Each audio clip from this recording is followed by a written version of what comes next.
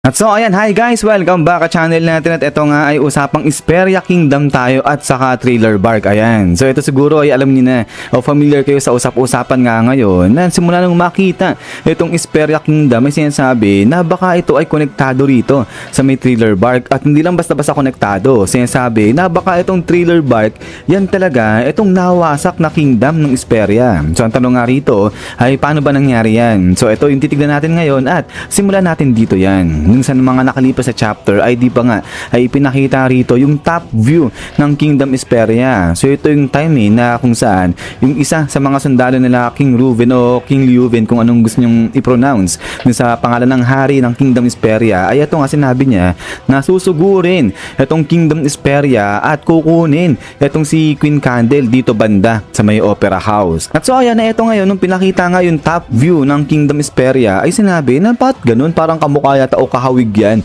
na itsura ng Thriller Bark. So ito hindi ko alam kung napipicture out niya yan. Pero kung kayo ba yung titingin nga rito sa litrato na to at saka nga dito yung sa itsura ng Kingdom Esperia, sa tingin nyo nga ba possible na itong Thriller Bark ni Moria ay ayan talaga yung Kingdom Esperia. Pero maliban pa dyan, yung ibang basihan pa kaya nasabi na baka itong Thriller Bark yan talaga yung Kingdom Esperia ay dahil dito yan sa mga nilalang na nakikita nga dyan sa may Kingdom to sa may Thriller Bark. So ito ay unang-unang nga pinakita dyan na itong leon na to na may mukha ng tao at eto itinabi sa kanya itong itsura nga dito ni King Leuven. So dito ang sinasabi ganun rin na bakit ganun parang kahawig yata o parang kamukha ni King Leuven itong layon nga na napakalat-kalat dyan nga sa may Thriller Bark, lalo na yung pagdating dito sa may baba. So ito talaga yung pinagbasihan dyan kasi nga kung papansinin itong baba ng layon saka nga yung baba nito ni King Leuven halos magkamukha, halos parehas nga yan. So mga itsurang ano nga yan, mga baba nga yan guys. But anyway, sa ito nga, kung ganito talaga yung nangyari kala King Leuven, masasabi natin na grabe naman ang lala ng kinihinatnan nito ni King Leuven. Pinag-eksperimentuhan siya tapos gayan, ginawa siya na layon. So yun nga parang di maganda yung nangyari dito sa Kingdom Esperia kung ganyan nga yung kinihinatnan nila dyan. So kaya nga ang tanong dito ay ano nangyari dito sa Kingdom Esperia? Bakit nga na-destroy yan? Ano yung nag-destroy dyan at sino yung may pakananga nito? So dito ngayon papasok ito nga patungkol sa mga theory dito kay Queen Candle na sinasabi na ito nga si Queen Candle ay isang God's Knight. So ito ay alam nyo na nga yan kasi nga diba pinagbibintangan ito si Queen Candle ay pumunta rito sa may Kingdom Esperia para mag-spy. So ang nangyari ganito ay itong si Queen Candle parang katulad niya yung ginawa ni Garling Figureland na kung saan ay pumupunta-punta sila sa mga iba't ibang lugar na kung saan hindi yan affiliated ng world government. Tapos kapag meron silang natipuhan na bansa, ayun, mag-i-stay sila dun sa kingdom o sa bansa na yun tapos mag-observe sila dun sa lugar na yan. At ito ngayon pag nakita nila na may potential o maganda itong lugar na to, so kumbaga nakuha niyan yung kanilang interest ay o-offeran nila itong bansa na to na maging member sila ng world government. So yun ngayon maging affiliated sila sa world government. Pero, ang pwedeng nangyari nito, hindi tinanggap ng Esperia itong in-offer sa kanya ng Queen Candle nga natin dyan. So, parang katulad nga rito yan. Ito yung sinasabi natin.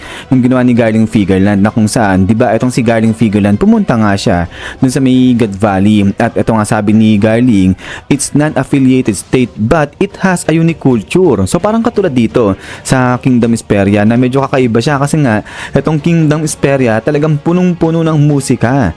Itong lugar na nga na to at nakita nga natin di ba sa mga nakalipas na chapter etong si Queen Candle ay parang natitripan niya, mahilig siya sa music at ayun nga in fact ay nanonood nga siya, pumupunta siya sa mga opera house. So doon ginagawa yung mga musical play ganyan. So yun sumasabi natin na somehow nakuha talaga ng Kingdom Esperia itong interest, yung attention ni Queen Candle at yun nga baka impossible nito ay inoferan nga rin ni Queen Candle itong Kingdom Esperia na maging ka-affiliate niyan yung world government. Pero yun nga, nireject siya niyan. Kaya, ang nangyari, dinestroy nila itong Kingdom Esperia. So, ito basahin natin yung isang statement dito at sabi niya nga dyan, the God Valley incident 38 years ago. At ito ngayon, Esperia Kingdom, 63 years was depicted this time. But, the year after that was 24 years before the God Valley incident.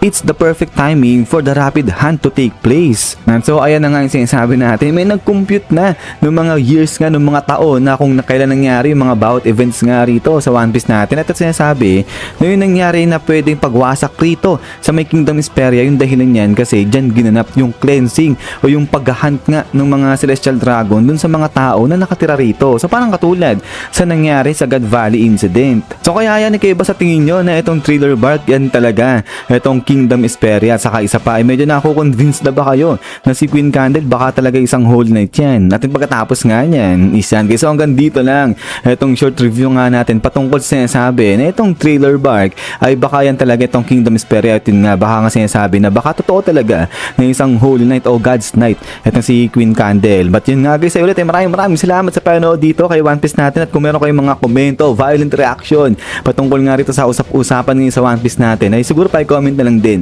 dun sa ibaba kasi nga maganda pag-usapan natin yan ng mga kasamahan natin dito sa channel natin. So yun na naman at ulit ay lagi mag-ingat. God bless nila lahat at kita-kits tayo ulit.